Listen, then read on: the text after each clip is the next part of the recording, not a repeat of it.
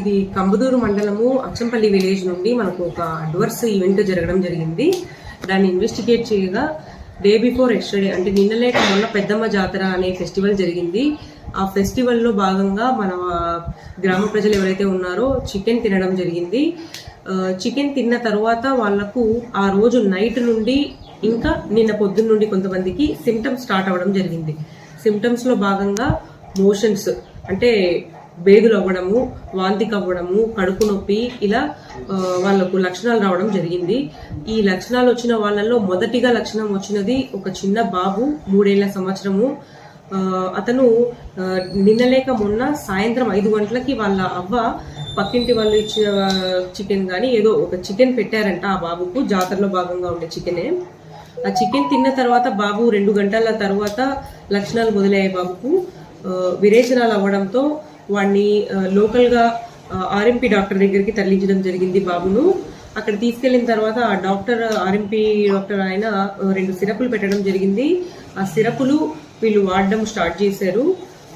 Night కూడా ఇంకొక 2 సార్లు బాబుకు బేదులు అవ్వడం జరిగింది. తరువాత తెల్లారుజామున 6:20 నిమిషాలకు బాబుతో ఉండే నానమ్మ ఎవరైతే ఉందో తను బాబుని తీసుకుని హాస్పిటల్కి వెళ్ళి ప్రాపర్ చెకప్ చేయించుకుందాం అనే ఉద్దేశంతో బాబుని తీసుకుని బయలుదేరింది బస్సులో. ఇంకా స్టార్ట్ అయిన 10-15 నిమిషాల్లోనే బాబు ప్రాణాలతో లేడని తెలుసుకున్నారు. దీంతో పాటు ఈ కేసుతో పాటు మనకు టోటల్గా 9 కేసులు మేము ఐడెంటిఫై చేయడం జరిగింది. నిన్న ఉదయం 9 గంటల నుండి సాయంత్రం 6 గంటల వరకు హౌస్ టు హౌస్ సెర్చ్ చేయడం జరిగింది. అంటే ఎక్కడ ఎవరెవరికి ఏమేమి లక్షణాలు ఉన్నాయని హౌస్ టు హౌస్ సిబ్బందిని పంపించి సెర్చ్ చేయడం జరిగింది. దాంట్లో భాగంగా మాకు 9 గంటలకి 9 మందికి లక్షణాలు అనేవి కనిపించాయి.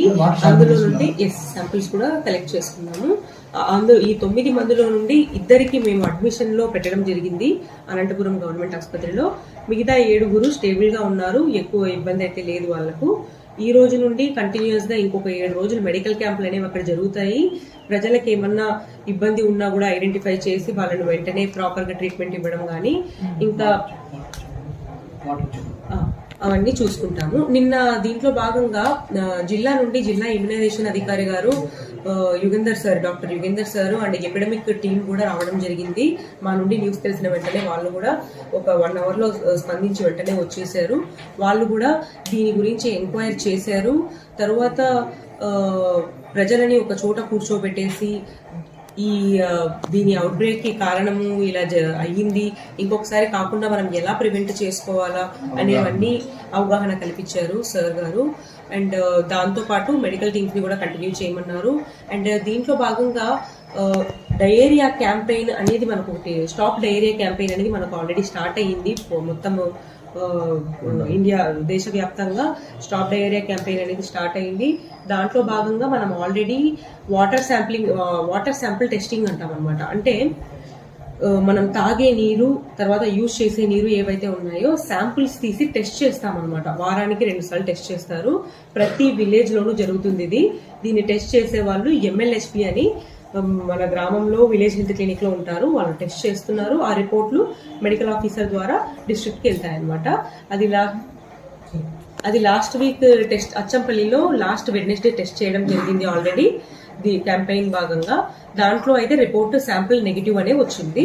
మరి నిన్న కూడా శాంపిల్ ఇంకోసారి కలెక్ట్ చేయడం జరిగింది.